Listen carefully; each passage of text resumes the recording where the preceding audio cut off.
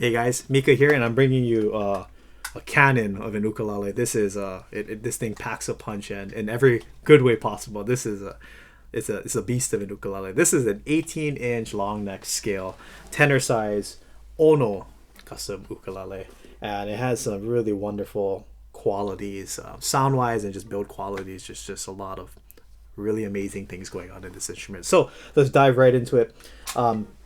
This is ancient Sitka spruce, about 2,850 years old, kind of old. And what's really cool about ancient spruce is that you think that looks so unnatural. That doesn't, is that stained? Does it really look like that? It really looks like this, and it still boggles my mind that wood looks like this, especially like when you look at it in the light, and it like kind of, you can see all the different, 3D dimensional aspects to it. Not sure if it can be caught in the camera, but for sure when you look at it in light, it does change, and like it has these interesting effects into it. So ancient spruce always just really takes my breath away when I look at it. It's always just a treat to be able to see one up close and be able to play one on an instrument. And then on the sides and back we have extremely curly Babinka wood. It's perfectly book matched, like even just like little part in the middle, just it's absolutely gorgeous. It's beautiful, even on the side.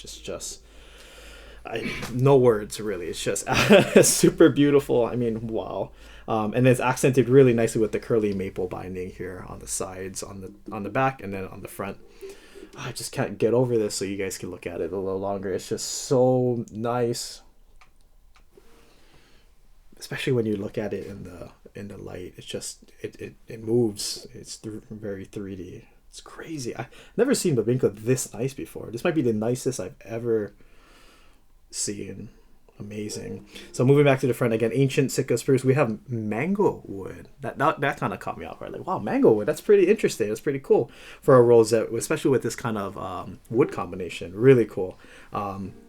So mango rosette, and then it's accented with bloodwood as the purfling around the instrument on the ancient spruce, and then even here along the sides of the fretboard right here. So just this line right here, and then even on top of the fretboard itself, got that bloodwood. We have a ebony bridge, ebony fretboard. Now what's really cool about this instrument is that we have a floating, I'm sure you guys can see right there, because I can see you guys through the camera. You guys should be able to see it, but we have a floating bridge pretty much. It's not touching the surface of the instrument at all, or the face of the instrument, so that's really cool. And then yeah, we have the 18-inch scale length, nothing on the fretboard, but you do have your fret markers here on the sides, fret 5, 7, 10, 12 right here. And then beautiful Babinka wood on the top. Really nice. Again, can we just appreciate how insanely nice this wood is? This is so nice. I want a set of wood like this. This is crazy. I played a lot of instruments. It's so nice. So again, we have that Babinka wood here on the top of the headstock with the Ono logo, and then we have really nice curly, almost like quilted like maple here on the back of the neck, gloss finish, and then we have the UPT, the Goto planetary tuners in the black and silver. Some of the best tuners you can put on an instrument. Very smooth, very accurate. It's just, I've always had good times using Goto tuners on instruments, and just a nice small footprint too. And then the last thing I wanted to mention about this, or two more things, is that we have a nice little side port over here. So with side port, you have another way for the sound to escape the instrument. So basically when you're strumming or picking and playing, all the sound will go immediately into this front sound hole. And then usually if you didn't have this and it was covered up, it would swirl around, and then it would spit back out and you hear the sound. Unfortunately, because the sound is moving a majority in this direction, but your face is over here, you're behind the instrument, you kind of miss out on all that goodiness. So by having a big old hole over here at the side port, you can have some of that sound escape towards your face where your ears are. You can hear pretty much a smaller representation of what it would sound like if you were listening to the instrument like this. Yeah.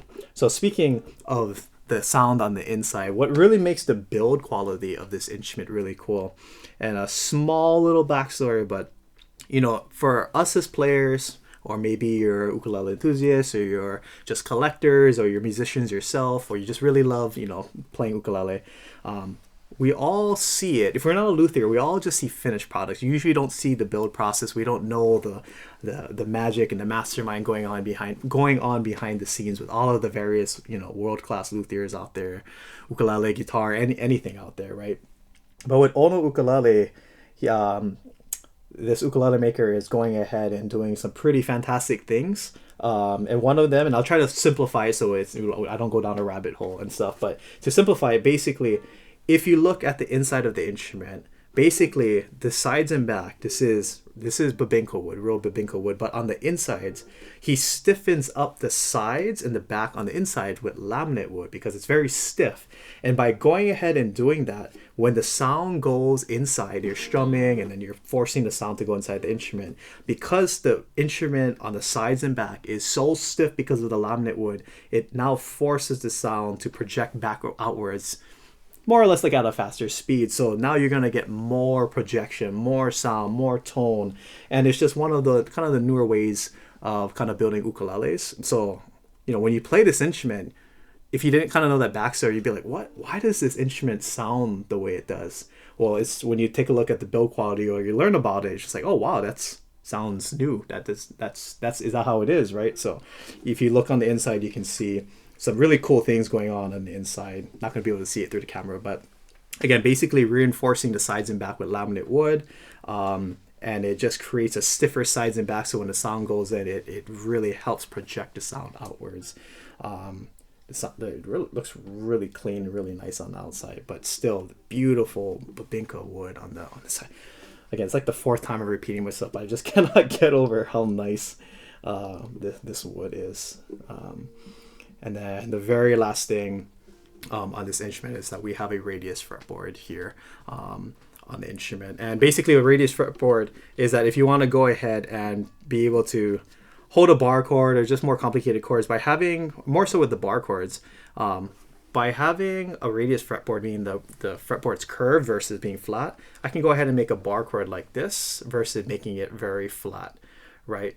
So I can go ahead and make this bar chord without making a straight finger, but I can go ahead and just make it at like a curled angle like this, and it still sounds very nice. Versus before, like if I don't have a radius fretboard, I have to go ahead and make my finger flat, yeah, just like that. So this ukulele does have a radius fretboard. And one thing I forgot to mention is that in the ukulele, like let's say luthier world or building world, this is a very new and pretty much like a progressive kind of idea where ukulele luthiers and makers are, you know, being experimental. They're trying out new things. So in the ukulele world, this is a new thing, but in the guitar world, this is actually more common and more widely accepted. So it's one of those things where like, the ukulele, like how can we go ahead and innovate? How can we try to keep that, you know, traditionalness part of it, like at the shape, you know, the sound, how can we kind of keep that, but maybe like try to tinker or have some more experimental fun with like what's going on behind the scenes or on the inside of the instrument. And that's what Ono does. He's going ahead and trying out new things. And the awesome thing is it works. You know, it's that great feeling of you're trying out something that's not really being done too much, but then you come up with an end product like this and you're just like, oh my gosh, like what is that sound? Like, it's like, for me, I've played so many instruments and so many customs and regular ukuleles, and then I play this, I'm just like, why does it sound like that? It just doesn't sound like other instruments. Or like, what is that quality, or what is that sound, that quality of sound that I'm listening to? So when I learned about like, oh yeah, the idea of, laminating the sides and backs so it's stiffer, so it has a direct impact or influence on the sound of how it goes in, resonates and spits back out. It's like, oh, that makes sense. So when I play this instrument, it just has such a, my gosh. So in other videos, I'd say like it has like this, it comes underneath and just like has that oomph. This one is just like bam, like it just has that really big sound. And again, it's not a bad thing. It's a really good thing because like it just sets it apart from other instruments in terms of, it's just like an instrument that just doesn't sound like other ukuleles. It still has that traditional sound of what you would expect an ukulele to sound like, but there's just something fundamentally different about this, and it's because of that laminate on the inside, the laminate sides and back to really reinforce the sides and back so that you get this kind of sound quality. So you get a really deep, mature sound. What also helps with this sound too is don't be alarmed. but this is tuned in B flat tuning. Essentially, if I were to bar the 2nd fret, this is your standard G, C, E, A tuning, but all it is just tuned lower.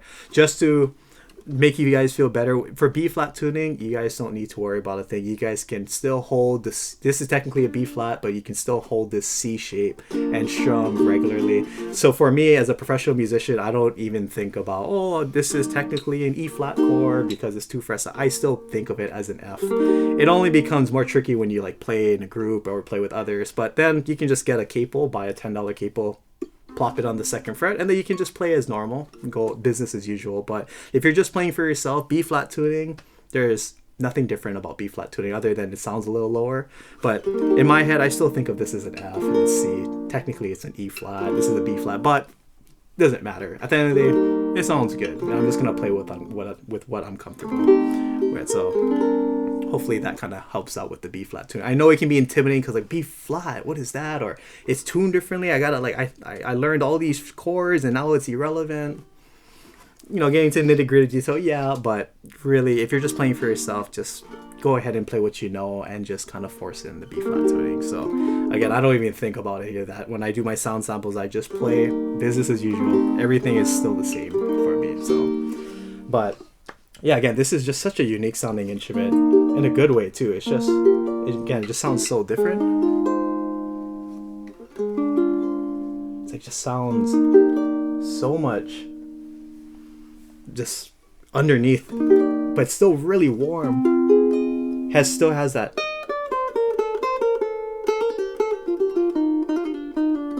super clean.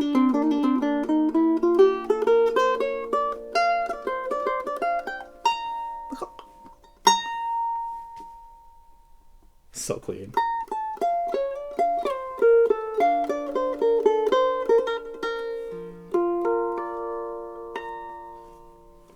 Fantastic. So here's a sound sample with some strumming and some picking. Let's start off with some fingerstyle.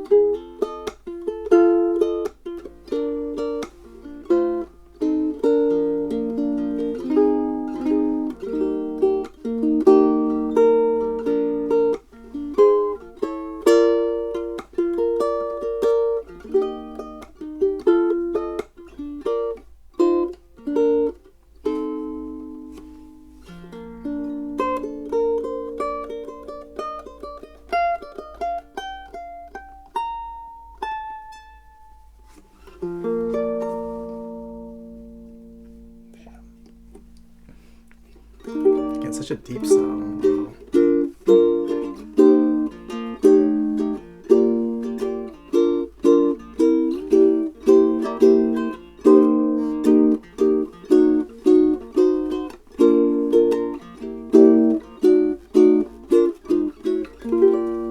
Amazing. All right, here's some strumming.